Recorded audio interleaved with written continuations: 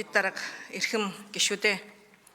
Улсын их хурлын гишүүн Чимбүрэн алдарж авахлан Бат Сүмбэрэл Аринзай янараас 2025 оны 3 дугаар сарын 31-ний өдөр улсын их хуралд өргөн мэдүүлсэн эрхтэн, эд, эс шилжүүлэн суулгах тухай хуулийн төсөл болон хамт өргөн мэдүүлсэн хуулийн төслүүдийн хилцэх хэсэг асуудлыг нийгмийн бодлогын байнгын хороо 2025 оны 5 дугаар сарын 20-ны өдрийн хуралдаанаараа хилцлээ.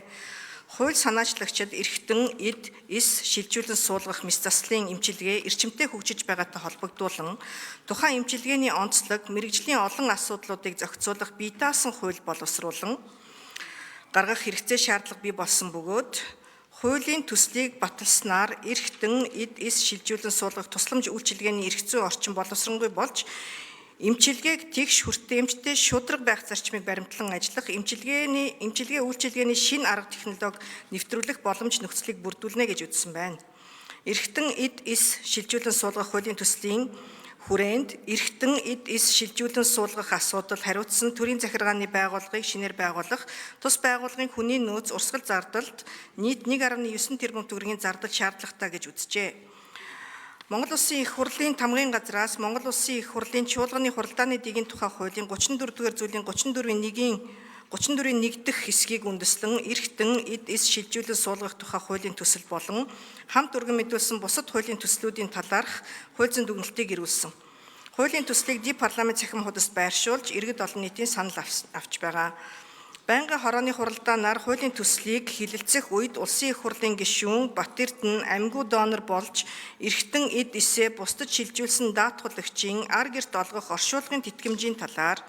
улсын их хурлын гишүүн С. Эрдэнэт эрхтэн, эд, эс шилжүүлэн суулгах үйл ажиллагаанд оролцож буй эмч ажилчдыг эрсдлээс хамгаалах асуудал хуулийн төсөлд хэрхэн туссан талаар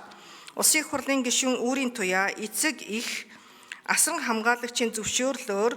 ясны хэм чүмэг авахулж байгаа 14-өөс доош насны хүүхдүүд хэр олон байгаа болон одоо хүчин төгөлдөр үйлчилж буй донорын тухай хууль заасан хүүхдээс ясны хэм, үүдэл эс чүмэг хүйн цуснаас бусад эрхтэн, эд, эсийг шилжүүлэн суулгах зориулалтаар авахыг хориглох заалт шинээр боловсруулсан хуулийн төсөлд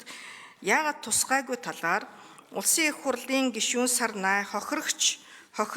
хохирогчтой донорын талаар хуулийн төсөл батлагдсанаар шинээр бүтэц оронтой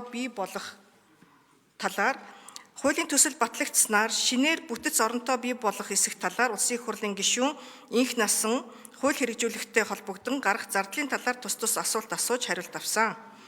Хуулийн төсөлтөд холбогдуулан улсын их хурлын гишүүн Эрдэнэт амьгүй донорын гэр бүлийн гишүүнд олгох оршуулгын тэтгэмжийн хэмжээг хүн амын амжиргааны доод түвшинтэй уялдуулахын зүйтэй талаар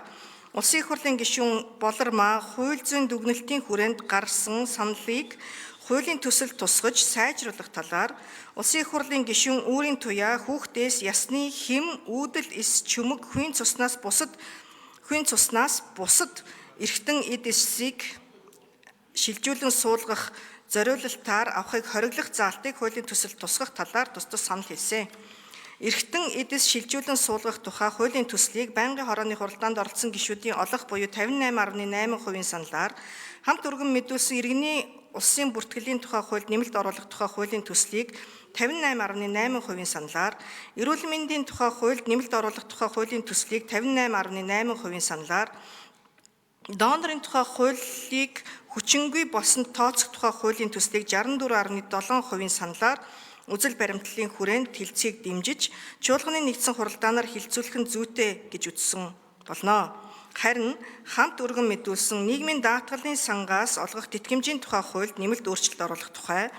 зөрчлийн тухай хуульд өөрчлөлт оруулах тухай хуулийн төслүүдийг байнгын хорооны хуралдаанд оролцсон гишүүдийн олонх үзэл баримтлалын хүрээнд хилцэхийг дэмжээгүй болно. Улсын их хурлын эрхэм гишүүдээ эрхтэн, эд, эс шилжүүлэн суулгах тухай хуулийн төсөл болон хамт өргөн мэдүүлсэн иргэний улсын бүртгэлийн тухай хуульд нэмэлт оруулах тухай, нийгмийн даатгалын сангаас олгох тэтгэмжийн тухай хуульд нэмэлт оруулах тухай, эрүүл мэндийн тухай хуульд нэмэлт оруулах тухай, зөрчлийн тухай хуульд өөрчлөлт оруулах тухай, донорын тухай хууль хүчингүй болсон тооцох тухай хуулийн төслүүдийн хилэлцэх хэсэг талаар нийгмийн бодлогын байнгын хорооны санал дүгнэлтийг хилэлцэн шийдвэрлэж өгөхийг хүсье. Анхаарал хандуулсанд баярлалаа.